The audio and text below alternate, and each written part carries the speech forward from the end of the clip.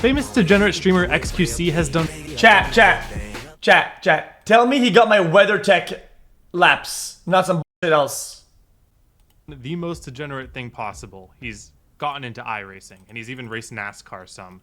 So today, I thought I would do in video form what his entire chat does to him while he's racing and backseat the hell out of him. But what makes me a qualified backseat gamer, you might ask? Well, while I'm a bit of a washed up driver, I still have over 7,000 iRating, and I've been teaching people how to turn left for over 2 years now. So I want to take everything I've learned from teaching iRacing NASCAR beginners and apply it to how xQc is driving, with two particular races. The first being late models at Oswego, and the second being ARCA at Richmond. So let's get to it.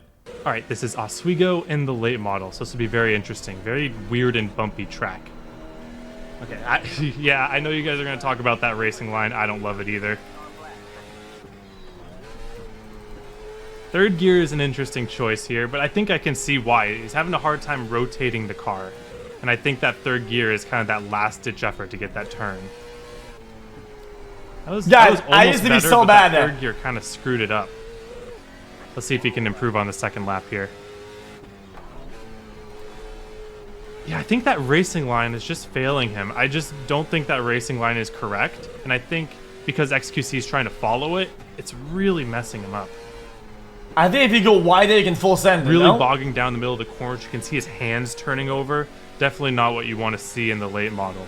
But I got to give it to him. He's got car control. I think the first time I saw him, he was struggling a little bit, but he's definitely got a good amount of car control here. You can keep the car under him the whole way. It was pretty smooth. It didn't look like he was chopping back and forth with the wheel too much, but there's just some ways that we can help him get rotation, and it's very common to have this, especially for rookies.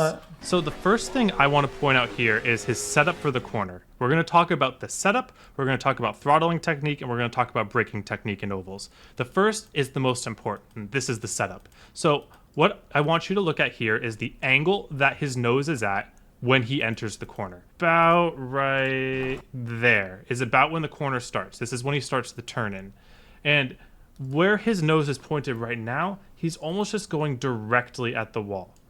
But what I want to see from oval drivers getting into the corners like this is a more angled approach before you even get in the banking. The thing about banking is that people think that the banking is going to help you turn into the corner, but it couldn't be farther from the truth. Because this turn right here, the centripetal force is just going to want to throw you straight out to the wall. And when you go straight out to the wall, you're going to have to fight the car to get it down. So to beat that, we want to rotate the car by getting an angle out of it while we're still on the straightaway. So his nose at the beginning of the corner pointed straight ahead. I want to see it more aimed at this wall all the way down here. It might be a little bit extreme at first, but it's going to allow him to not have to bog his car down to get the car to rotate in the center of the corner. Instead, he'll just be able to keep his speed as the car is turning. I'm listening. And it's not really fighting with him at all. And that's what we're looking for, to have the car just not fight you at any step of the way. I'm always good at spinning out. But what about the braking? Take a look at his percentage on braking and how long he does it for. He does a quick stab. I don't know, you might have missed that. He did a quick stab at about 70% braking. This is very intuitive for road racers or really anyone just getting started. You want to slow the car down. You want to get some traction down too. Too fast. That makes sense. But even at a track like this, our brake is not being used to slow down the car. If we wanted to coast around the corner, we could. Instead, our brake is being used as like a second steering wheel. So instead of doing a quick stab at 70%, you can get free rotation by going at about 10 to 20% and extending that duration while you otherwise would just be coasting. This would help him stick his car to the bottom line while not having to add any extra wheel input, and at the same time allowing him to throttle back. Chat, so what does the game say? White as in don't do anything, when I should be trail braking all the way through them earlier. And those are the three things that we want in oval racing. We want to minimize our steering, we want to get our angle correct, and we want to throttle as soon as possible. So let's take a look at how his throttle technique is.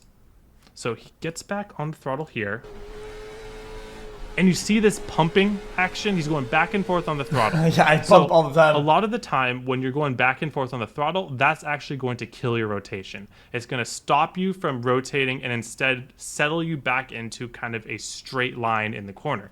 And why would we want a straight line in the corner? That's just going to send us straight towards the wall. So another thing I would recommend is I would get either smoother on the throttle or just commit to it. And the late model is a pretty easy car, to be honest with you. It's one of the cars that you can just smash the throttle and commit to. Sure, it might not be 100% the best on tires, but especially for a beginner, understanding committing to the throttle is going to make... True. In my defense, this loop is a piece of shit. This oval can suck it. Easier to set up. All right, take a look at our laps side by side here. See how I carry my speed into the corner by turning in early and using that 10 to 20% brake. It just sticks to the line, allows me to get really... Hold on. Wait, he gets 1 second there? Early and using that 10 to 20% brake, it just sticks to the line. Hold on, let me see. Corner by turning in early and using that 10 to 20% brake, it just sticks to the line. Wait, allows me to get really aggressive on the throttle, and I can just slide the car back up the track. I didn't even know that existed then. Same thing with 3 and 4, but we actually have to avoid a really... The Logitech brake is a piece of shit. Guys, I'm not trying to defend myself, okay, because I'm learning something here. But the Logitech brakes are so shit. It goes from nothing, you press, and it goes... Like, dude. Bad bump.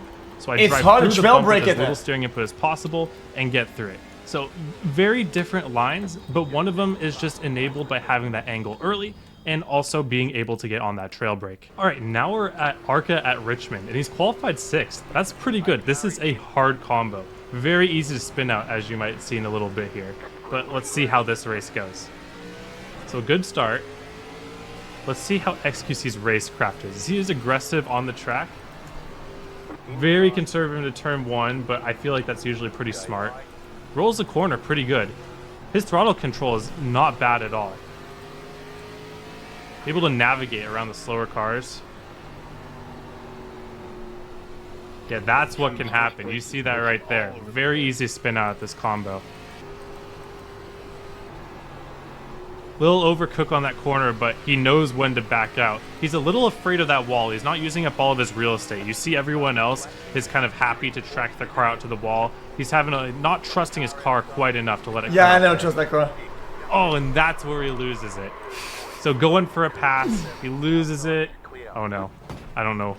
No, don't do it. Don't do it. Good wait. Oh, and he's just... So now back at the pack. But what happened on that crash there? He so lost unfortunately, it. we aren't able to see his inputs, but we can get a very good idea of what happened. So as we are passing the 3 car here, he does a really good job rolling under the 3. But I want you to take a look at 2 things. I want you to take a look at where the steering wheel is located and then listen to how his car is going. Listen for the throttle mid-corner.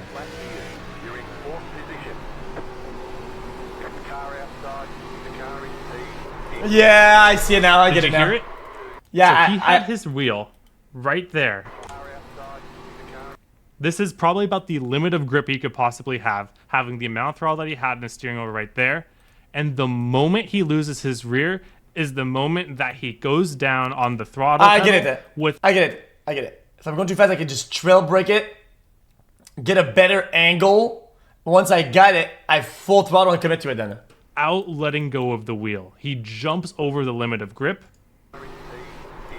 He tries to throttle up while still keeping that initial wheel input. And what happens is his right rear tire no longer has grip to accommodate for both those things. So what I like to teach, pretty similar to what Swelio teaches on the roadside, is that you got to imagine that there is a string between your throttle pedal and your steering wheel turning left. The more that you turn your steering wheel to the left and the more that you go down your throttle pedal, the more tension there is in the string. And at a certain point, it's going to snap. So it didn't snap here because he was off of his throttle. But as he gets back on his throttle, he has to be right there. Very small amount of throttle. But for any more throttle he adds here, that's going to snap the string. YouTube title. And he added just that little bit of more throttle, and the string snapped.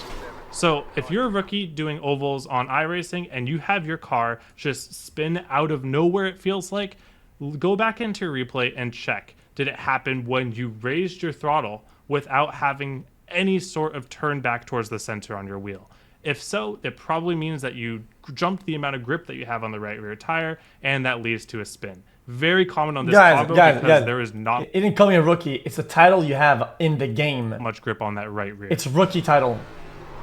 Ooh, you hear that brake lock up again. You But really I'm a don't want to rookie, be going but over not that as an insult. 20% It's a brake, rookie and that driver. was like 70 at least. Oh no! Oh, there you go. Save it. Save it. Oh. Okay, I have learned since then, okay, guys, over here, it's because if you're gonna do corrections, you don't want to overcorrect, and you don't want to be either braking or accelerating while you're correcting it. You just gotta do like a boat and get it back on track. 70 at least. But yeah, I'm still throttling. Oh, there you go. Save it. Save it. Oh. Race over. Yeah. Same exact thing as the first spin. So as he's getting off the corner, he tries to go full throttle right there. Look how much his steering wheel is turned while he's still trying to go full throttle. That's going to be a spin 10 out of 10 times at Richmond because that is not a forgiving track for right rear grip.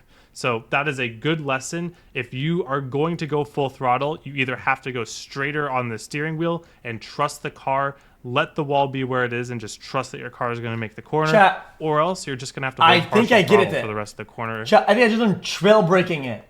A slight brake, 10-20% while turning, and then And go full throttle you on the turn straightaway. more. That's not always the wrong answer. You can do that if you are just not comfortable with anything else. I'm always super excited when I see someone who's not particularly interested in NASCAR try it out on iRacing. So thank you xQc for showing it to a new group of people. Hopefully a couple more people will understand. try- Because when you brake, the car nose goes forward like that, and then you're getting more downforce. it out and have a lot of fun. But other than that, thank you all for watching. Hope you all have a wonderful day, and I hope to see you all on the track. Is it like that, chat?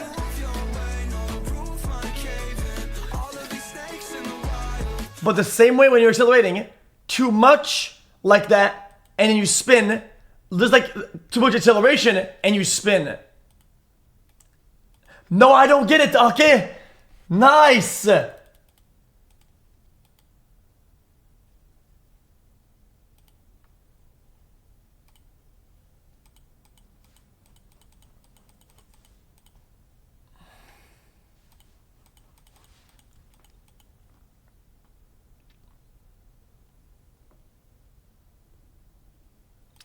Damn, dude. I understand what he said. I get it. Better line, nose aligned with the corner I'm going for. Okay. And I gotta respect the string of not over throttling if I'm already pushing the steering. The balance between the angle and the spin. Yo. And the lines are garbage too.